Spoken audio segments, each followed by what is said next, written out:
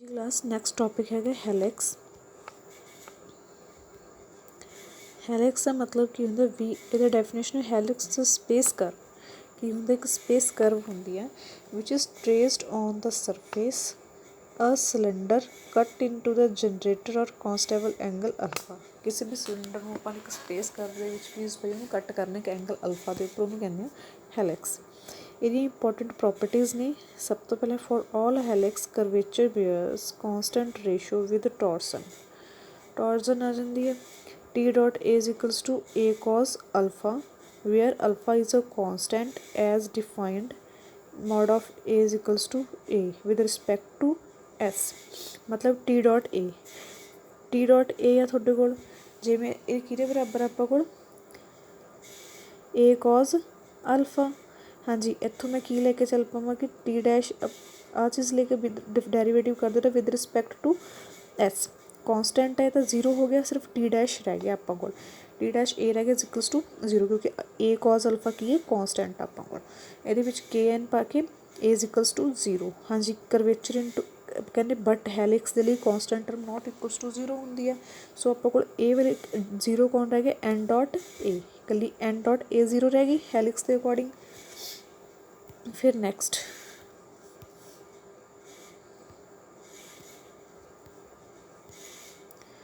Okay N dot A equals to zero आ गया थोड़े को।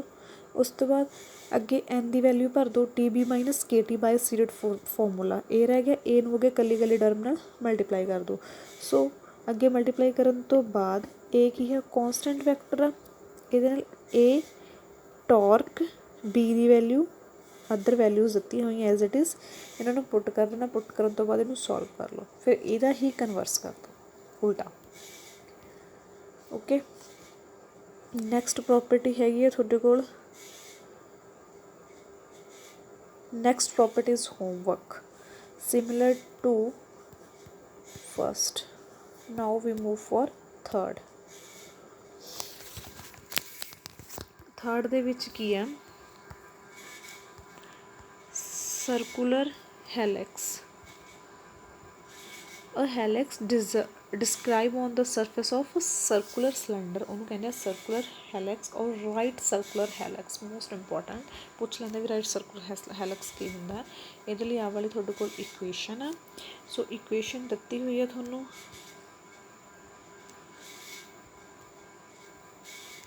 आह थोड़े को सर्कुलर हैलिक्स आ गया यदा सरफेस आ गया इतों डायमीटर कढ़ लिया तुसी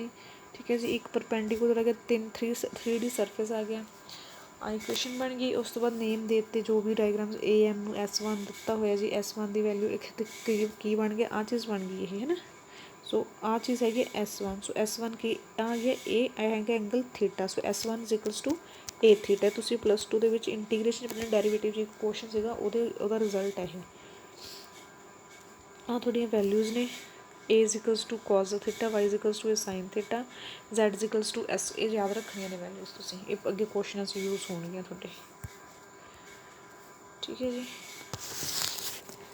नैक्सट थोड़े को आ जाता आ इन्हां मेरे ख्याल हैलिक्स खत्म हो जाता है यस इन्हें हैलिक्स कवर होंदा है। अगे आंदा इनोवल्यूट एंड इवोल्यूट। इनोवल्यूट होंदा है जिहदे विच tangent to a curve are normal to the another curve. जिहड़ा टेंजेंट होगा ना कर्व के उपर वो नॉर्मल होगा जिहड़ियां आ कर्व्स ने इनोवल्यूट दियां जिहड़ा इधर टेंजेंट आ ठीक है ना जो भी टेंजेंट होगा दूजी आ टेंजेंट है ना जे ये टच निकलता है तो दूजी के परपेंडिकुलर होगा जे ये परपेंडिकुलर तो इनू टच करके ये पैरल होकर निकलूगा इनू कहते इनोवल्यूट। सो अपन ने क्या करना OP1 देखो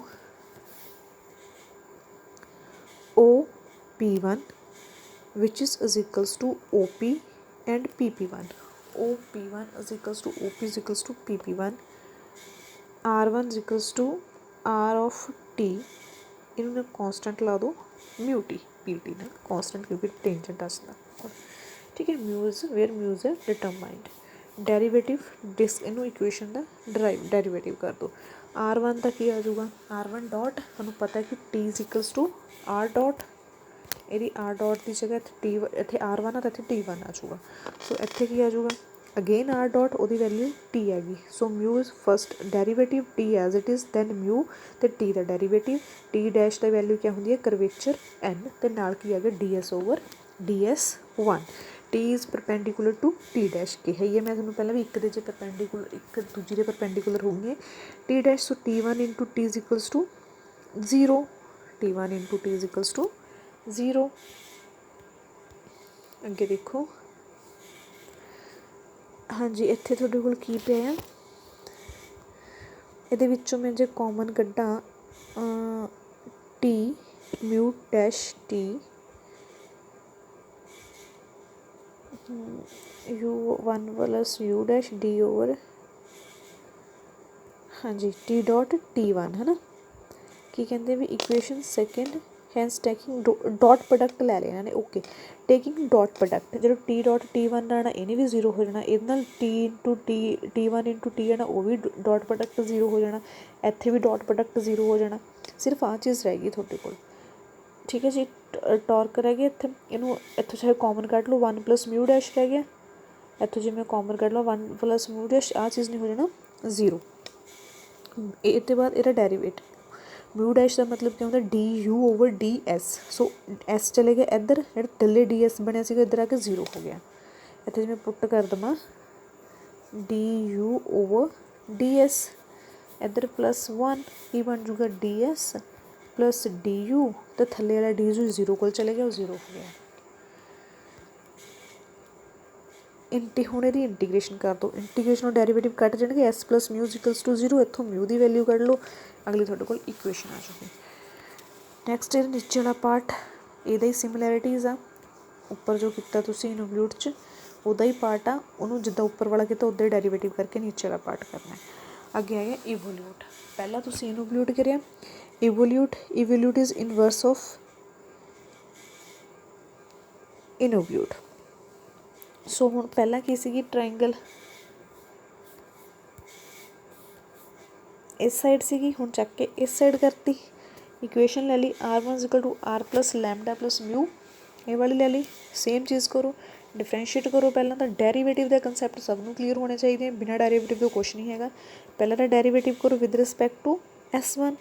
उस तो बाद जो भी थोड़ी सीड फॉर्मेट दी वैल्यूज़ ने उन्होंने पुट करो रजे तुसीं इन्हों सॉल्व करो सॉल्व करके मैंने ये पूछो कि मैडम डेरीवेशन सॉल्व नहीं हो रही सानू ये दसो क्योंकि हुण मैं तुहानूं की दसी जावां कि D S over D one G S dot हुंदा जी फलाना ये हुंदा तुसीं इन्हूं सॉल्व करो जिथे तुहानूं डाउट आऊगा मैंने उत्थे पुछो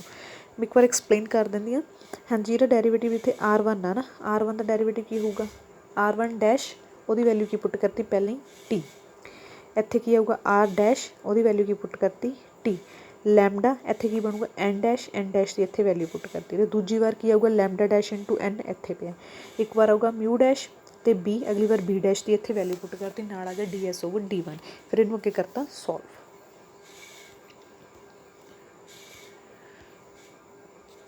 ਇਹਦਾ पार्ट तुसीं खुद पे खुद करना है